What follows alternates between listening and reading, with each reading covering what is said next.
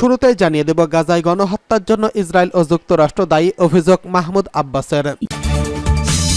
জানিয়ে দেব শিগগিরই দুই দেশের সামরিক অভিযান বন্ধের ঘোষণা দিলেন রিসেপ তাইয়েপ এরদোগান। এছাড়া রয়েছে ইউক্রেনকে আরও অস্ত্র সাহায্য দিচ্ছে আমেরিকা। সর্বশেষ জানিয়ে দেব ইয়েমেনের প্রতিশোধমূলক অভিযানের তীব্রতায় ট্রমাটাইজ মার্কিন পাইলটরা। গাজায় গণহত্যার জন্য ইসরায়েল ও যুক্তরাষ্ট্র দায়ী, অভিযোগ মাহমুদ আব্বাসের। ফিলিস্তিনের প্রেসিডেন্ট মাহমুদ আব্বাস বলেছেন, আল মাওয়াসি শরণার্থী শিবিরে হামলায় শতাধিক মানুষ নিহত হয়েছেন। এই হামলার জন্য ইসরায়েল ও মার্কিন যুক্তরাষ্ট্র দায়ী।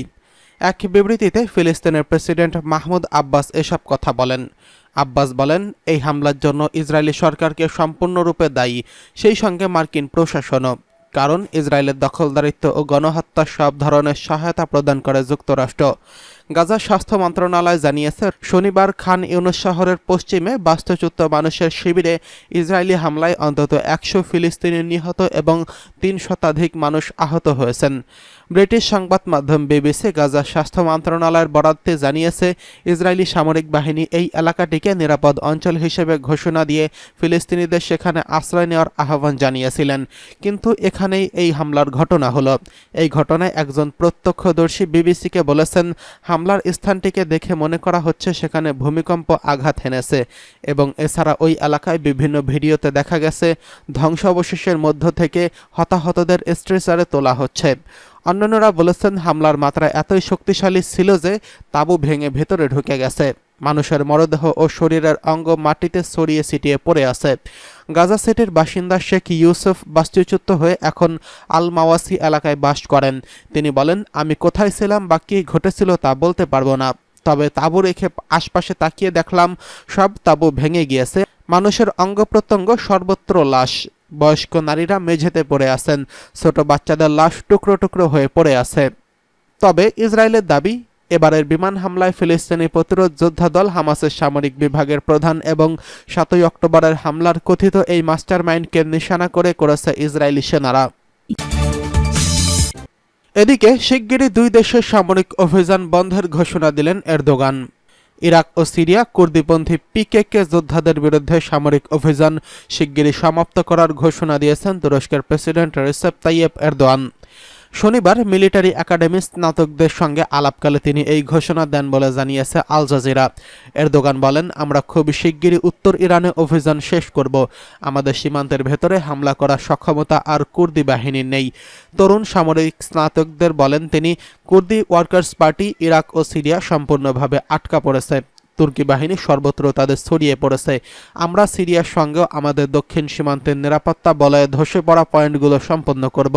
তুরস্ক, মার্কিন যুক্তরাষ্ট্র ও ইউরোপীয় ইউনিয়ন পিকেকে সন্ত্রাসী গোষ্ঠী হিসেবে ঘোষণা করেছে। এদিকে 1984 সালে তুর্কি রাষ্ট্রের বিরুদ্ধে অস্ত্র তুলে দিয়েছিলেন এই গোষ্ঠীর সদস্যরা। 2016 সাল থেকে উত্তর সিরিয়ার সীমান্ত এলাকা থেকে কুর্দি বাহিনীকে বিতাড়িত করার জন্য ধারাবাহিক স্থল অভিযানও চালিয়ে আসছে আঙ্কারা। উত্তর ইরাকের সঙ্গে তুর্কি সীমানা সুরক্ষিত করার জন্য 2022 সালের এপ্রিলে সামরিক অভিযান ক্লক শুরু করে তুর্কি বাহিনী। আঙ্কারার দাবি, সীমান্তবর্তী এই অঞ্চলে তাদের দেশে হামলা চালিয়ে আসছে কুর্দি বিচ্ছিন্নতাবাদীরা। তুরস্ক ও কুর্দিদের মধ্যে সংঘাতের ইতিহাসটা বহু পুরনো। তুরস্কের জনসংখ্যা 15 থেকে 20 ভাগ কুর্দি। কয়েক প্রজন্ম ধরে তুরস্কের কর্তৃপক্ষ কুর্দিদের বিষয়ে কঠোর নীতি অনুসরণ করছে। 1920 থেকে 1930-এর দশকে কুর্দিদের বিক্ষোভের উত্থানের সময় অনেক কুর্দি পুনর্বাসিত হয়। কুর্দি নাম ও পোশাকের উপর নিষেধাজ্ঞা আরোপ করা হয়। কুর্দি ভাষা ব্যবহারে নিষেধাজ্ঞা করা হয়। এমনকি কুর্দিদের আলাদা জাতিগত পরিচয় অস্বীকার করা হয়। কুর্দিদের সে সময় বলা হতো পাহাড়ি কুর্দি।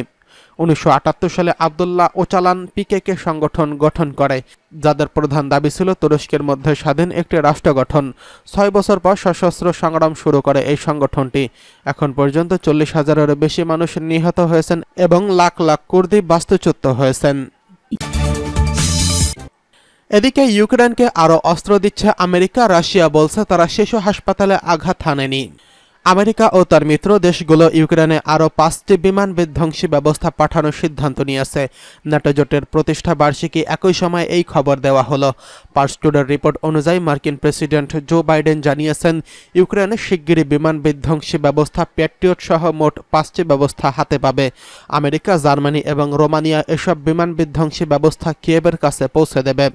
আমেরিকা, নেদারল্যান্ডস, রোমানিয়া এবং ইউক্রেনের শীর্ষ নেতারা একটি যৌথ বিবৃতি প্রকাশ করে বলেছেন, নেদারল্যান্ডস চতুর্থ বিমান বিধ্বংসী ব্যবস্থা নির্মাণের জন্য প্রয়োজনীয় যন্ত্রাংশ দিচ্ছে।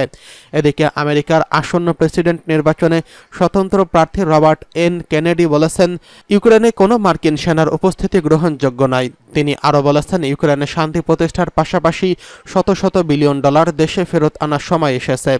অন্যদিকে ইউক্রেনের রাজধানী কিয়েভের একটি শিশু হাসপাতালে ক্ষেপণাস্ত্র আঘাত হানার পর রাশিয়া বলেছে তারা এই হামলা চালায়নি। ইউক্রেনের ক্ষেপণাস্ত্র সেখানেই আশ্রয় পড়েছে। ক্রেমলিনের মুখপাত্র দিমিত্রি পেসকভ জোর দিয়ে বলেছেন, রুশ সশস্ত্র বাহিনী এই ধরনের স্থাপনায় হামলা করে না। ইউক্রেন সরকারের সামরিক সক্ষমতার সঙ্গে সম্পর্কিত লক্ষ্যবস্তুকেই কেবল রাশিয়া আঘাত হানে। জাতিসংঘে নিযুক্ত রাশিয়ার প্রতিনিধি ভ্যাসিলি নেবেনজিয়া বলেছেন, কিয়েভের শিশু হাসপাতালে একটি ক্ষেপণাস্ত্র আঘাত হেনেছে। তা সম্ভবত নরওয়ের সরবরাহকৃত ক্ষেপণাস্ত্র প্রতিরক্ষা ব্যবস্থা থেকে ছোড়া হয়েছিল। তিনি বলেছেন, ইউক্রেনের একটি সামরিক স্থাপনায় রাশিয়া ক্ষেপণাস্ত্র হামলা করেছিল। সেই ক্ষেপণাস্ত্রকে আকাশ ধ্বংস করতে পাল্টা আক্রমণ চালায় ইউক্রেন। ইউক্রেনের ছোড়া ওই ক্ষেপণাস্ত্র গিয়ে আশ্রয় পড়ে হাসপাতালে। এই সংক্রান্ত প্রমাণ রয়েছে বলে জানিয়েছেন তিনি। রাশিয়ার প্রতিরক্ষা মন্ত্রণালয় এক বিবৃতিতে ঘোষণা করেছেন, সে দেশের ইউক্রেনের ড্রোন হামলা ঠেকিয়ে দেওয়া হয়েছে। ড্রোনটি বেলগরদ প্রদেশের আকাশে বিমান প্রতিরক্ষা ব্যবস্থার সাহায্যে ধ্বংস করা হয়েছে। এদিকে ইয়েমেনের প্রতিশোধমূলক অভিযানের তীব্রতায় ট্রমাটাইজ মার্কিন পাইলটরা। ইয়েমেনের হুতি আনসারুল্লাহর আন্দোলন সমর্থিত সামরিক বাহিনীর সদস্যদের সাহসী অভিযান দেখে ট্রমাটাইজ হয়ে পড়েছেন মার্কিন নৌবাহিনীর জঙ্গি বিমানের পাইলটরা। ফিলিস্তিনের অবরুদ্ধ গাজা উপত্যকায় দখলদার সেনাদের গত কয়েক মাসের গণহত্যার প্রতিশোধ নিতে ইয়েমেনের সশস্ত্র বাহিনী লোহিত সাগর ও ভারত মহাসাগরে ইসরায়েলি মালিকানাধীন ইসরায়েল অভিমুখে জাহাজ অসম সাহস নিয়ে হামলা চালিয়ে যাচ্ছে। ইয়েমেনি সেনাদের এই হামলা এবং তাদের মুখোমুখি হওয়াকে ট্রমাটাইজ হিসেবে বর্ণনা করেছেন মার্কিন পাইলটরা। ইয়েমেনি সেনাবাহিনীর সঙ্গে 9 মাস সামুদ্রিক সংঘর্ষ এবং তাদের ক্ষেপণাস্ত্র ও ড্রোন হামলার পর জঙ্গি বিমানের কয়েকজন সিবিএস নিউজ দ্বিতীয় বিশ্বযুদ্ধের পর মার্কিন নৌবাহিনীর মুখোমুখি হওয়া সবচেয়ে কঠিন সমুদ্র যুদ্ধ হিসেবে উল্লেখ করা হয়েছে। ইউএসএস ডোয়াইট ডি আইজেনহাওয়ার বিমানবাহী রণতরীটি স্ট্রাইক গ্রুপ, যাতে ছিল F-18 সুপার হার্নেট বিমান আর 3টি যুদ্ধ জাহাজ। এই গ্রুপগুলোকে লোহিত সাগরে ইসরায়েলি জাহাজ এবং মার্কিন মিত্র জাহাজগুলোকে সুরক্ষিত করার দায়িত্ব নেওয়া হয়েছিল, যা সুয়েজ খাল পর্যন্ত বিস্তৃত। ক্যারিয়ার স্ট্রাইক গ্রুপ গত অক্টোবরের মাঝামাঝি সময় ভার্জিনিয়া ত্যাগ করে, কিন্তু ইয়েমেনেরা ফিলিস্তিনপন্থী প্রতিশোধমূলক হামলা বাড়ানোর পর কৌশলগত জলপথে এর মোতায়েনের মেয়াদ 2 বার বাড়ানো হয়। মার্কিন নৌবাহিনীর lieutenant commander Charity Somas CBS নিউজকে জানিয়েছেন, সত্যি বলতে এটা সম্পূর্ণ অবিশ্বাস্য ছিল। আমি মনে করি না যে ক্যারিয়ার স্ট্রাইক গ্রুপে থাকা কেউ এমন হামলার বিষয়টি ধারণা করেছিল।